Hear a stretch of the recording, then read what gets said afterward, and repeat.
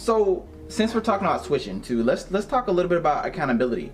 Have y'all, I guess, shared this experience with your friends, your family members, and tried to have them lend their ear to what you have to say, or maybe try to spread the word some more, like, hey y'all, like, I'm switching to this black-owned bank, y'all should check it out.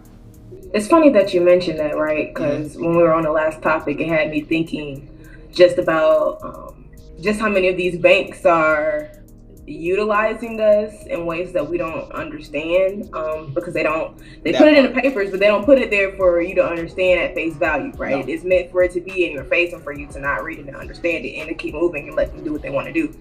But I feel like outside of the deep research and looking into the fine print, a lot of us have this beautiful, not so beautiful thing called cognitive dissonance, right?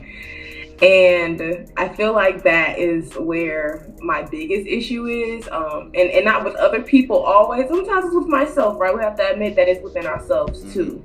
We understand, right, that these banks and these systems are not made for us. We understand a lot of times not only are they not made for us, they're made against us, and yet we choose to still feed into them. And I feel like that's something I had to come to terms to with myself, like, wow, why are you still with Wells Fargo? And what Wells Fargo has done in the past, to previous generations when they've tried to get houses in not, in different neighborhoods, or they've tried to financially upscale themselves and things like that. Imagine, how it was for those people. Why are you still banking with them, right? And so I'm having the same issue going to other people because they have the same cognitive dissonance, right? But people are comfortable. People don't trust switching over. People are very complacent where they are financially, and because of that, people don't want to move. People don't want to move from where they are, and that's the biggest issue that I've had. Even if I tell them I've had this and I've had that, you know what I'm saying? Well, someone like my great grandmother is going to tell me, well, she's been with her bank for 15, 20, 25 years. You know what I'm saying? And so because she's been with them that long, she's not going to move from them regardless of how they've impacted our community directly or indirectly. And that has been the biggest issue that I've had with trying to share and open up with black banks. So because of it, I try not to like bash it into people's place. I don't want to like bash them, you know what I'm saying? But I try and just like throw it in there like, yeah, I'm banking black, I don't mess with Wells Fargo no more. Why? Okay, you want to know why? I'll tell you why. And if you feed into it, then that's cool. But if you don't, and that's, then you don't. So hopefully the group of people that are signing up for, One United now, they've triggered some other people into looking and saying, hey, they switched over to black. Maybe I need to look into why, or maybe I need to figure out how to switch over myself. And I think that is kind of what it takes, is just action, especially in our community. We want to see the pudding, we want to see the proof, right? So you have to switch over. You have to show them like, hey, it's not that bad over here. You have to wait a little longer on the phone, but it's worth it. It's our people, Why not? Trust your people. And I agree. Like, I'm gonna piggyback off what you were saying. Like, I know with me, like I said before, I use this for my everyday purchases. If I go to a restaurant, if I'm buying medicine or anything like that, I pull this out. This alone, this cover, catches people's attention. And whenever they ask me about it, I'm quick to say, oh, this is One United. Oh, I never heard of them. What is it? Oh, it's a black-owned bank. You still have those naysayers because they're skeptical, because they haven't heard of it, or they're so used to like working with different type of banks that they become the big ones. They become stagnant and they don't want to move because they feel like, the black-owned bank is a scam. Not everything black people do is a scam. It's not, honestly. If you look more into it and you research it properly, it's not a scam. It's funny that you said scam. So anybody that's heard of Clubhouse, if y'all know, y'all don't, right? But I was on Clubhouse and I was in a room and it was titled Broke and Skeptical, right? In the sense of you have people that are quote unquote broke, right? And they're skeptical on these systems that are meant to help them, right? It's funny that we think that these things are scams, right? But it's Wells Fargo or SunTrust taking your direct deposit and giving it to like 9 other people and leveraging their money off of you making 9 times exactly what's going to be in your bank, and then giving you back that, and then charging you to even get that out of your bank. That's not a scam to you? Like, Exactly. is that not a scam? Thank Is Wells you. Fargo not a Thank scam? you. Is SunTrust not a scam to you? I'm glad. You know what I'm saying?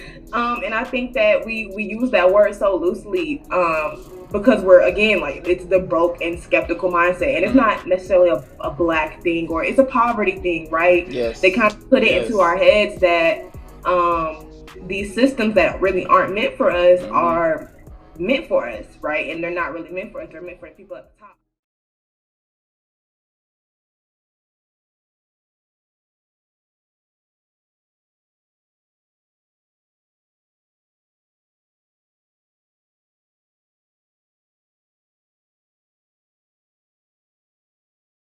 Since we're on this topic, like, Kayla, you, first of all, both of y'all said a word, right, just now, about being broke and skeptical, about thinking things are a scam, when literally these same surface banks on the surface level, Citibank, that's the bank I was thinking of. Citibank is yet another bank. Since we're on this topic, Citibank was involved with the historic Haitian Revolution.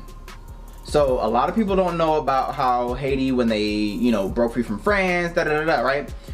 What happened is France literally told Haiti, said, you know what?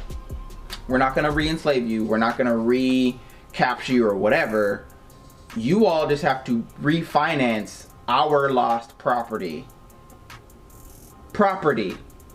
So literally, imagine your master telling you, I'm gonna let you go free since you already broke free, but you have to pay me back for the years of service I would have gotten out of you.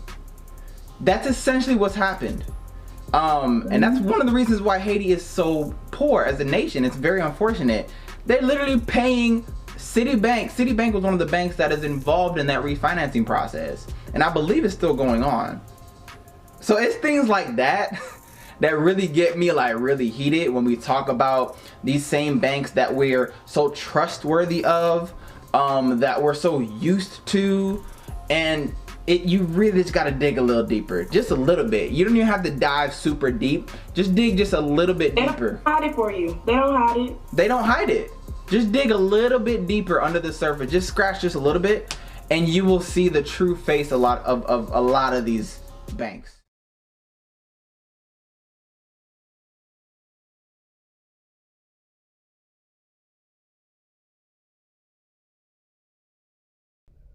Honestly and truly, I feel like this bank, it should be used for a lot of teenagers.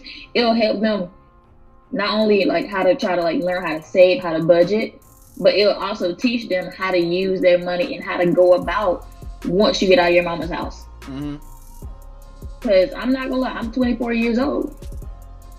I don't know how to effectively budget.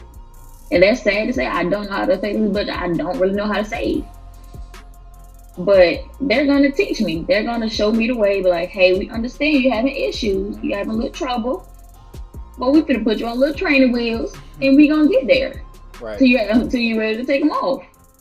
And I actually really love that about them. Love it. And Kayla, you can feel free to chime in on this, like, to talk about our palette for a second, right? A lot of things I get excited about talking about our palette is things like this, right? First of all, our pilot is a Black business network, right? For those who don't know. And Kayla and I, along with several others, have been working to build this network up to make it as great as it can be. And when you think of community initiatives, just like what you mentioned, Alexis, like keeping the community in mind. Okay, cool. You don't know how to budget? We'll teach you. Or you didn't understand that a lot of Black businesses don't exist in your area? We will help you discover that. That's what our pilot's all about. Like, it's about literally encouraging people to change how they spend and to innovate how they think. That's our mission statement. So easy and so accessible for you just to start. And even if you don't understand just the depth of how important banking Black is, One United provides the resources for you. I feel like that's one of the most important things. It's just like not just in like providing people with the food, right? But also provide them with the ingredients and the recipes, right? Give people the resources that they need to be able to accrue their own wealth and their own money. Like you said, Alexis, a lot of us, unfortunately, just because of how society and how, you know, hands are dealt in America. A lot of us black kids and our black parents don't understand what it takes to be financially responsible, and also how to take your financial responsibility and leverage that and make your family the bank, or how to make yourself more wealthy, or to not keep, you know, to keep your, you know, digging yourself in the hole. We don't understand how to do any of that, which, you know, they've been doing it for generations. That's why they have that. And so now One United is trying to give you the building blocks to even get to that point where you can make your family the bank, where you can leverage your own money and flip your money into whatever you need it to be as an individual, right? They're giving us these resources, and I feel like these resources are probably one of the best things about One United, right? You don't, Wells Fargo never sent me no dang email saying, hey, here's how you save with your budget. Never. No. You know what they mean? You got an overdraft fee. That's it. Like, that's all I get. Yeah. Hey, you got your money. And like, no, that's all I get from them, right? The resources are also free. Like, how can you not take advantage of free resources that's teaching you about your own money? Like, you don't have to put on the right. They say scam. Right. They say it's a scam. It's free a scam. information. That's what they said. Don't do it. You know, don't trust your own people. That's what they want us to do. Of course, we have 4 more episodes in this series. We're talking about we're gonna be talking about credit. We're gonna be talking about family banks, and we're gonna be talking about what's the move, like what actionable steps we can take. And we're gonna talk about financial irresponsibility. So those are like the main topics we're gonna continue to talk about throughout the series. That's a wonderful way to end the note. That's group economics right there. Y'all Right there. Honestly. Well, ladies, thank you so much. I don't want to take up too much of your time, but this wraps up the first episode. There's so much more to come, and so I'm so thankful. I'm excited for y'all to tune into the next episodes coming in. So as we wrap up, y'all, like we said, we talked about a lot of things. We talked about group economics, and namely we talked about making the switch to black banks and how important it is to educate ourselves, to strategize, mobilize, and revolutionize. This is how we actually take control of our finances, and this is how we take control of our community and improve our community. So thank y'all so much for tuning in. There's so much more to come on the Bank Black Dialogue, and we cannot wait to see you for episode 2. All right, we out.